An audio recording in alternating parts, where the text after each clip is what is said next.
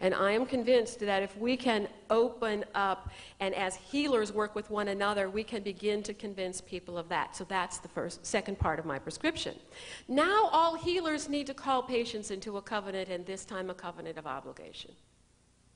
Something that says, if you do this, I will do that. Let's be in this together.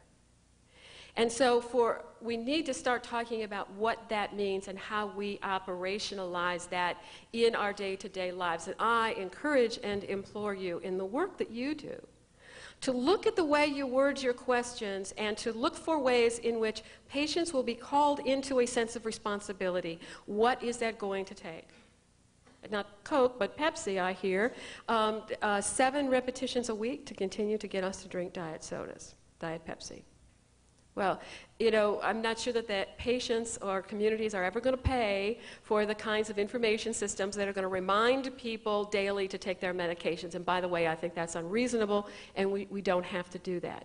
What I think we have done as healers is to create dependencies in our patients. We are treating them like children, and they're acting like it. They are just expecting it.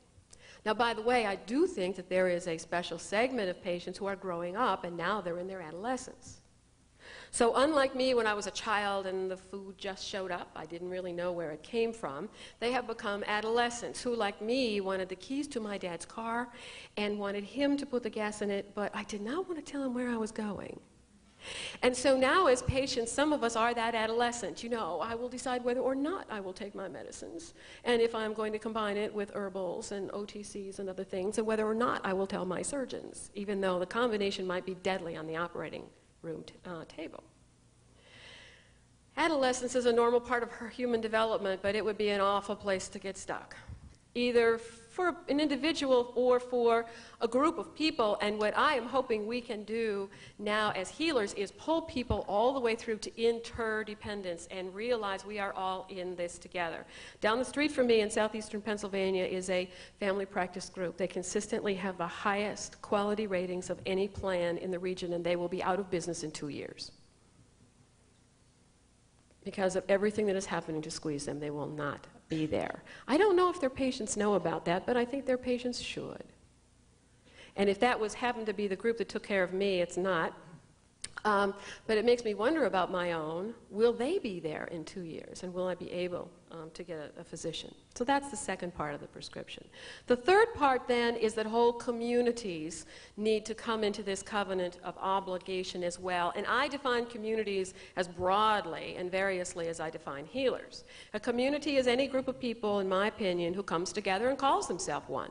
So it could be a town, it could be a municipality of some sort, it could be the nation, it could be the world community, it could be an employer group, it could be a church, it could be a collection of people who come together on the internet, realizing that they are all in it together.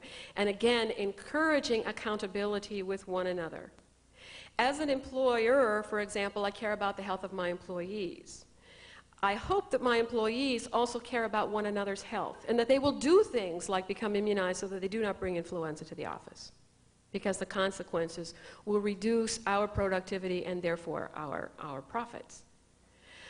Within communities, it seems to me, is where we need to now start addressing the social issues that are driving disease. One of the problems that we have is that too many of these social problems have been renamed healthcare problems.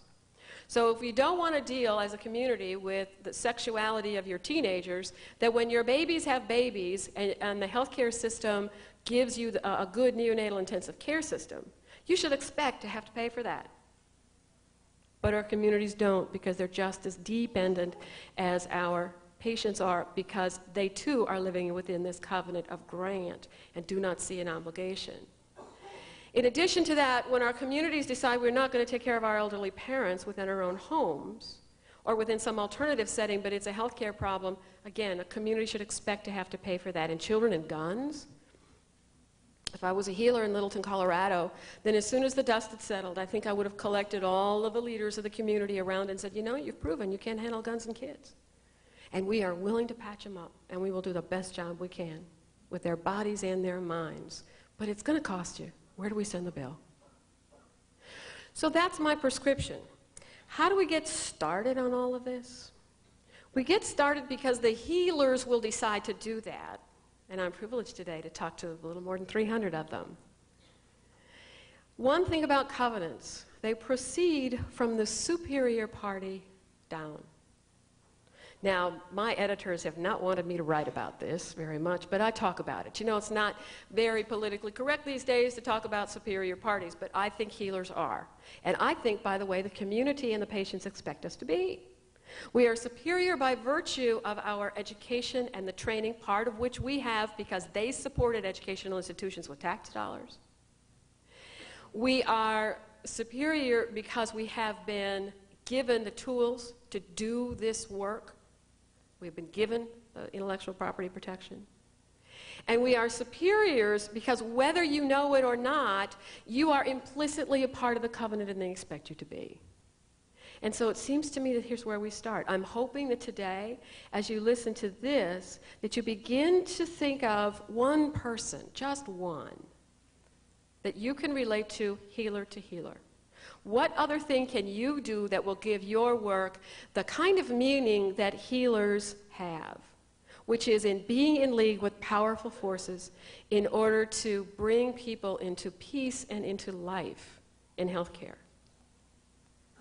This, it seems to me, is a critical thing that we all need to think about now as healers, because the consequences of the diseases that we are facing are enormous. You've already heard statistics about HIV. Well, it's worse than that.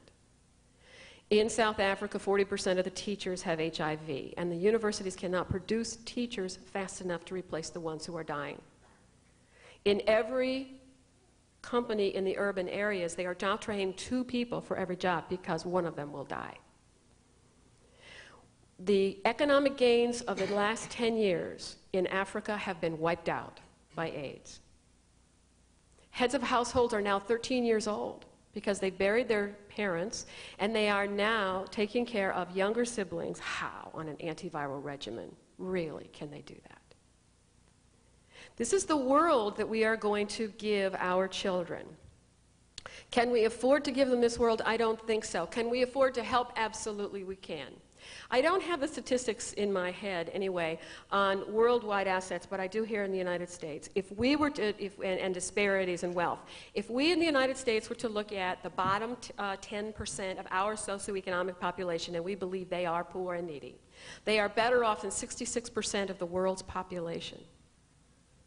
It seems to me that this is now an issue in which the average American needs to begin to support the work that will happen to improve the health of the developing world. And America needs to begin to engage Europe and the other developed nations in how we are going to do this together. That is where I hope we can lead. Now, for my part of this, I have been encouraged by some people to talk about the covenants that I hold dear and some of what I do to make that kind of a difference. The first thing I want to say is that I engage in a covenant with everyone who is in an audience before which I speak. And for the next 30 days, I offer you a free consult. If you get into a project and you say, gee, I wonder if this has a covenant twist on it, call me and I'll talk to you at no charge. You can reach me. My email is on the sheet that you have, and through PBIRG you can reach me as well. The second part of my covenant is that all of the proceeds from my book, which you have received from Genetics for this meeting, go to a foundation, and that foundation funds projects for women and children in the developing world. We have so much here, and I personally have so much. I have been so blessed, not just in the opportunity to come and talk to groups like this one and to look at issues like this in hopes that it will help us to move beyond the rancor, the anger, and the challenges that we are facing. We'll hope that we can, I hope, this can help to shift the paradigm, but I have been blessed economically in doing so, and so it is my intention to make that available to really the poorest of the poor, who are the women and the children in those nations that I've talked about and care about so much in terms of the devastation of disease that they are facing. I hope in some small way I've contributed to your ongoing dialogue, and I thank you very much for your attention. And now, Nancy, I'll turn this back to you for our discussion.